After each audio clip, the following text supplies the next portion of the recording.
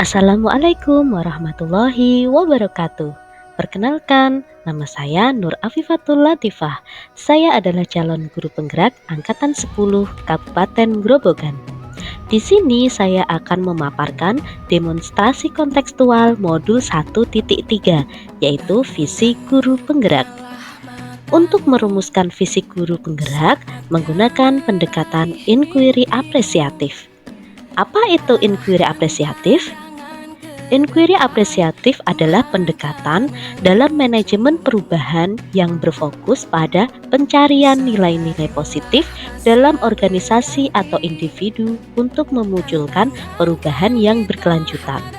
Pendekatan ini bertujuan untuk memahami apa yang telah berhasil dalam masa lalu dan bagaimana hal itu dapat digunakan sebagai landasan untuk perubahan positif di masa depan.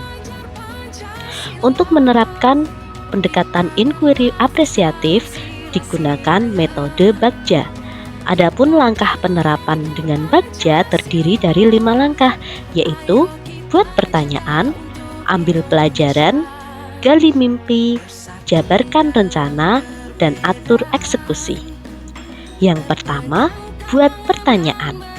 Di langkah ini, kita membuat pertanyaan yang akan digunakan sebagai penentu arah perubahan. Kemudian, langkah yang kedua adalah ambil pelajaran.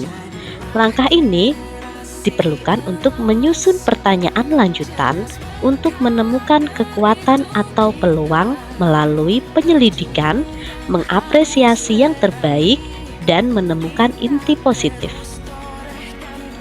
Langkah yang ketiga yaitu gali mimpi.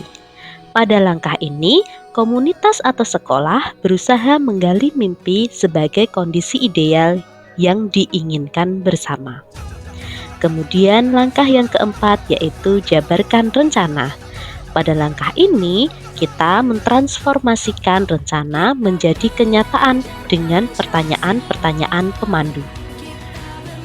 Kemudian langkah yang terakhir yaitu atur eksekusi. Pada langkah ini kita mentransformasikan rencana menjadi kenyataan.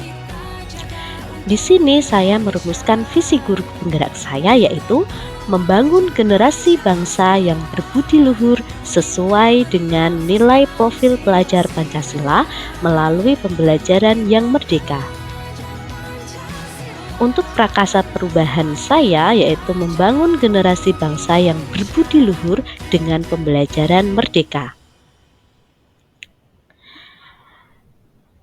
Untuk metode Bagja yang saya gunakan yang pertama yaitu B, buat pertanyaan. Di sini saya membuat pertanyaan apa yang perlu saya lakukan untuk membangun generasi bangsa yang berbudi luhur melalui pembelajaran yang merdeka. Yang kedua, bagaimana cara membangun generasi bangsa yang berbudi luhur melalui pembelajaran yang merdeka?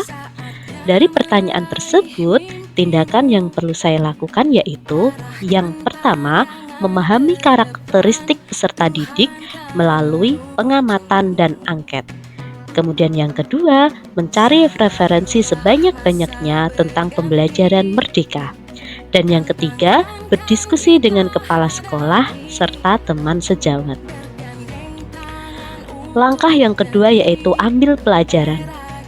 Dari langkah ambil pelajaran, pertanyaan yang saya buat yaitu yang pertama, siapakah guru yang sudah menerapkan pembelajaran merdeka? Yang kedua, apa saja aktivitas peserta didik yang mencerminkan berbudi luhur dalam pembelajaran merdeka? Dan yang ketiga, bagaimana keterampilan yang dibutuhkan guru dalam menumbuhkan sikap berbudi luhur dalam pembelajaran yang merdeka? Dari pertanyaan tersebut, tindakan yang harus saya lakukan yaitu yang pertama, menggali pembelajaran merdeka dari teman sejawat maupun praktik baik di PMM. Yang kedua, menerapkan pendidikan karakter dan pembiasaan baik dalam pembelajaran. Yang ketiga, mengapresiasi setiap perubahan baik pada peserta didik. Dan yang keempat, memotivasi peserta didik untuk menjadi pribadi yang lebih baik.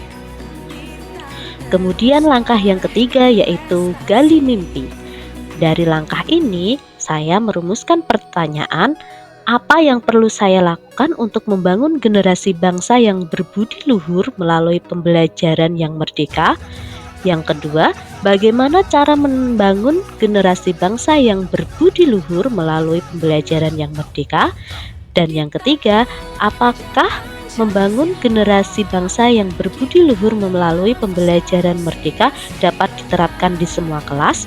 Dari pertanyaan tersebut, tindakan yang saya lakukan yaitu yang pertama, mengukur keterampilan diri melalui observasi pembelajaran yang dinilai atau diobservasi oleh kepala sekolah maupun teman sejawat. Yang kedua, merencanakan program atau perencanaan program yang memasukkan unsur profil pelajar Pancasila sebagai bentuk dari pembelajaran merdeka. Dan yang ketiga, memberikan ruang seluas-luasnya untuk peserta didik mengembangkan diri dalam pembelajaran.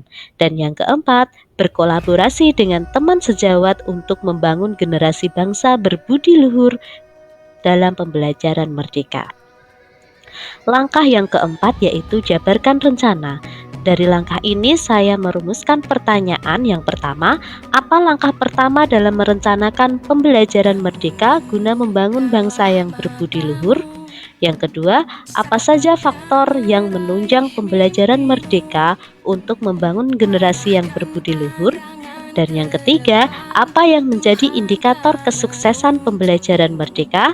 Dan yang keempat, bagaimana keberlanjutan pembelajaran merdeka dalam membangun generasi bangsa yang berbudi luhur.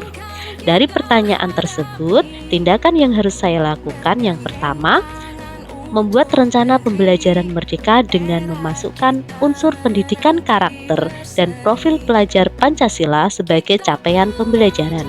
Yang kedua, kesepakatan kelas di awal pembelajaran membantu peserta didik dalam berperilaku selama pembelajaran. Dan yang ketiga, dukungan pihak sekolah, teman sejawat, orang tua sangat besar pengaruhnya. Yang keempat, menerapkan nilai-nilai P5 dalam kehidupan sehari-hari. Yang kelima, memahami bakat dan minat diri sendiri. Dan yang terakhir, berkolaborasi untuk menerapkan pembelajaran merdeka dengan teman sejawat. Adapun langkah yang terakhir yaitu atur eksekusi.